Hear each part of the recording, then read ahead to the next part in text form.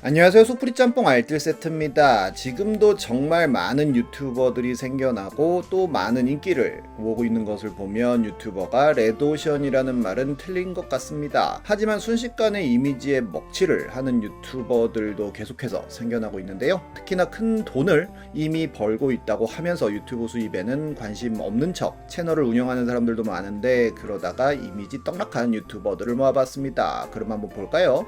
첫 번째는 꽈추형입니다. 꽈추형은 비뇨의학과 전문의 겸 유튜버로 보다라고 하는 과학 채널에 게스트로 출연해 특유의 입담을 펼치면서 점점 인기를 모았는데, 생식기를 꽈추라고 칭하면서 꽈추자 혹은 꽈추형이라는 별명을 얻었습니다. 그리고는 유튜브 채널을 개설하였고, 유튜브 활동 때문에 병원과의 갈등이 생겨 퇴사했다는 이야기를 하면서 실업급여를 받으면서 유튜브 채널 운영을 시작했다는 이야기를 하는데요. 아예 유튜브 채널명과 똑같은 이름의 비뇨의학과 의원도 개업합니다. 그리고 말 그대로 폭발적인 관심을 받고 정말 많은 곳에 출연을 했었는데요. 본인 유튜브뿐만 아니라 다른 채널들의 게스트로 출연하면서 여러가지 의학 지식들을 이야기하며 큰 인기를 모았고, 유튜브뿐만 아니라 여러가지 공중파 예능은 물론 좀비버스 같은 넷플릭스 예능에도 출연하며 이름과 얼굴을 알렸는데, 풀발 373이라는 제품까지 출시하는 등 대형 인플루언서가 됩니다. 옥탑방의 문제아들에 나와서는 본인이 서울 탑3 페이닥터라며 방송 출연료는 어느 통장에 들어오는지도 모른다며 출연료를 주지 않아도 된다고 하는 농담을 하는 등 돈에 큰 관심이 없어 보이는 모습을 보이기도 합니다. 그런데 살림하는 남자들에서 홍성훈 아들과 친구들의 포경 수술을 릴레이로 시키는 장면이 나와 많은 비판을 받았었는데요. 굉장히 많은 사람들이 이에 대한 비판 청원을 올리고 너무 많은 욕을 먹자에 KBS에서 사과문을 올리고 태종 이방원 말 학대에 이어 두 번째로 민원을 많이 받은 정도였는데, 제작진은 욕을 많이 먹어도 수술을 했던 꽈추형은 오히려 더 잘 나가는 결과를 보여줍니다. 꽈추형은 오히려 이번 기회에 포경 수술에 대한 인식을 바로 잡아야 한다는 댓글 등을 남기는 등의 대응으로 넘어갔었습니다. 그런데 얼마 후 심플리커라는 약의 광고에 출연하며 고개 숙인 남성들을 꼿꼿하게 세워준다는 표현을 사용하는데요. 하지만 심플리커라는 제품 자체가 성기능 향상에 도움이 된다는 확실한 입증이 되지 않았기에 허위 광고에 가까웠고, 이 광고에 대해 호갱구조대에서 저격하는 영상을 올렸는데, 이전 포경수술 사건에 이어서 허위 광고까지 걸리며 어마어마하게 많은 비판을 받는 등 일이 점점 커지자 결국 입장문을 올립니다. 본인은 어떤 프로그램에 출연을 하여 연출한 내용대로 이야기를 했을 뿐이고 심플리커를 광고하기 위하여 출연한 것이 아니라면서 그 협찬사로부터 제품 홍보에 대한 어떠한 경제적인 대가도 받은 사실이 없다는 내용이었습니다. 하지만 많은 사람들이 전문의가 그렇게 단지 몰랐어 라고 하는 건 너무 무책임하다는 반응을 보였고, 어쨌든 이번에도 어영부영 넘어가서 계속 여기저기 출연을 하다가 작년 11월 병원 내 괴롭힘에 강제추행 의혹 기사가 터지게 됩니다. 이전 병원에서 함께 근무했던 간호사들이 욕설과 폭행, 강제추행을 당했다고 폭로한 건데, 직원들에게 부모 욕을 하고 수술 도구를 던지고 신체 접촉을 하는 등의 행동을 했다는 폭로였습니다. 게다가 특정 지역 환자들에게 특히 막말을 했다고도 하는데요. 심지어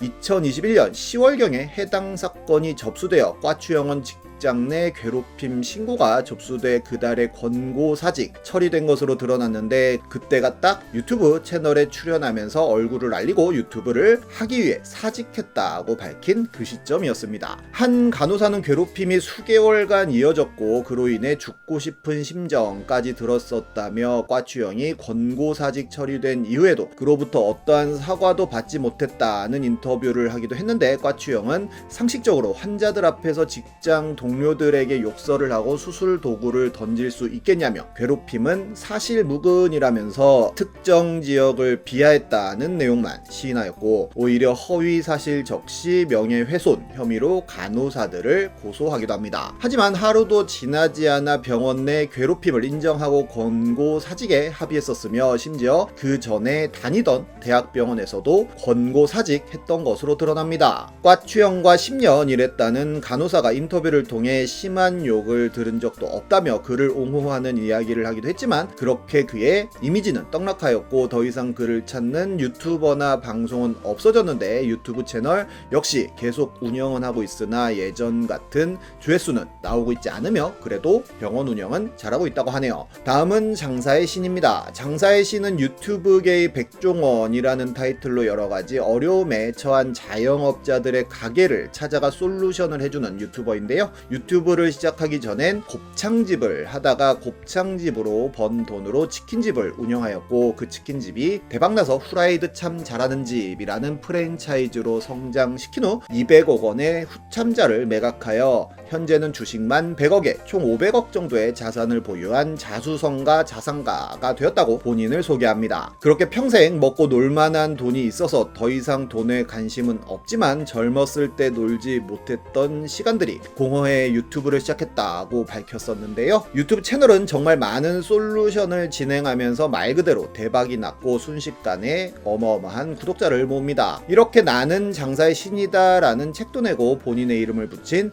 밀키트도 출시하고 여러가지 방송에도 출연했었는데 당나귀기에선 PD 연봉이 20억이라는 이야기를 하고 직원들 연봉이 2억부터 시작한다는 이야기도 합니다. 서민갑부에서는 아예 고정 출연을 하여 폐업 탈출 대작전이라고 하는 코너를 맡기도 하고 여러가지 광고까지 하는 등 말 그대로 대형 인플루언서가 됩니다. 실제 유튜브 채널에서 솔루션 하는 영상들을 보면 너무 막말을 하는 경향은 있어도 나름 자영업자들에게 도움이 되는 부분들도 있어 많은 사랑을 받게 되는데요. 그런데 프랜차이즈 가게를 솔루션 해준 거라든지 이미 장사가 잘 되고 있는 가게를 솔루션 해주면서 주작하는 거 아니냐는 의혹을 사람들이 가지기도 했었는데 작년 7월에 올라온 이 파스타집 영상에서 그 의혹은 더욱더 큰 확신이 됩니다. 28살 파스타집 사장이 22살 알바생과 함께 파스타집을 운영하는 영상이었는데 장사 2년 만에 빚만 1억에 여자분은 임신을 한 상태라며 굉장히 큰 충격을 주고 엄청난 조회수를 달성합니다. 심지어 사장이 지금 너무너무 가난하다며 후원 계좌까지 올리기도 합니다. 그런데 영상 초반에 나오는 간판에 테이프를 붙여 상호명을 가린 장면이 나오는데요. 네티즌 수사대가 조사를 해본 결과 영상에 나온 파스타집 이름이 아닌 파스타 프랜차이즈 가게였음이 드러나게 됩니다. 게다가 그 가게의 배민 리뷰에 사장이 음식 장사만 10년 가까이 했다고 쓴 글도 발굴되며 2년 동안 장사를 했던 것도 거짓 아니냐는 의혹도 나오는데요. 게다가 빚이 1억인 사람치고는 너무 최신형 폰을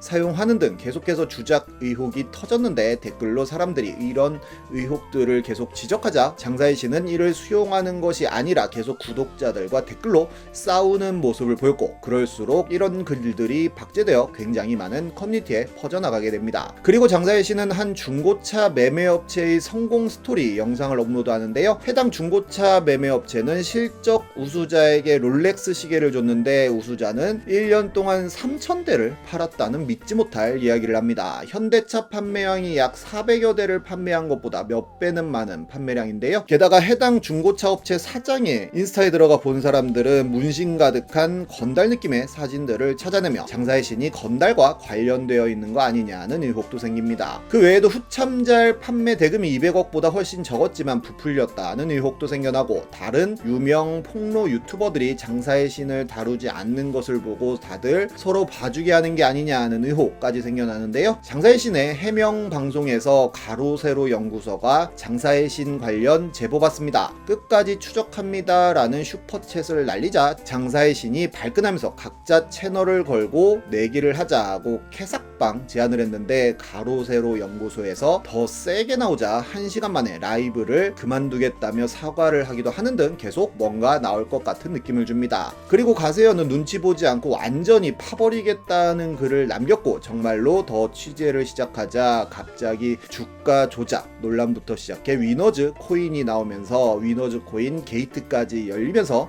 오킹 같은 유튜버들은 물론 굉장히 유명한 연예인들까지 본인은 관련이 없다는 해명을 어마어마하게 했었는데요. 이 이야기는 워낙 길어서 나중에 다른 영상에서 다룰 수 있도록 하겠습니다. 그리고 그가 올린 브이로그 영상 속 컴퓨터 화면에서 매크로를 쓰는 듯한 장면이 포착되었고 이를 지적하자 결국 매크로를 사용한 것을 인정하고 사과도 합니다. 가세현 장사하는 장사의 신을 사기죄로 고발하였고 장사의 신이 출연한 서민 갑부 폐지 운동까지 진행합니다. 결국 장사의 신은 유튜브를 더 이상 하지 않겠다는 선언을 하는데요. 하지만 한 달도 되지 않아 바로 복귀를 하면서 지금까지의 의혹에 대한 해명을 하였고 긴 시간 동안 반성 많이 했고 고소는 진행하되 자기는 할 일을 계속하겠다는 이야기를 하고는 계속 유튜브 활동을 열심히 하고 있는데 많은 사람들의 응원을 받고 있기도 합니다. 돈에 관심 없다는 사람치고 돈에 진짜 관심 없는 사람 없다는 말은 진리인 것 같은데요. 진짜로 유튜브 수익에 관심 없는 유튜버는 이분 말고는 없지 않을까 싶네요. 지금까지 속풀이 짬뽕 알뜰 세트였습니다.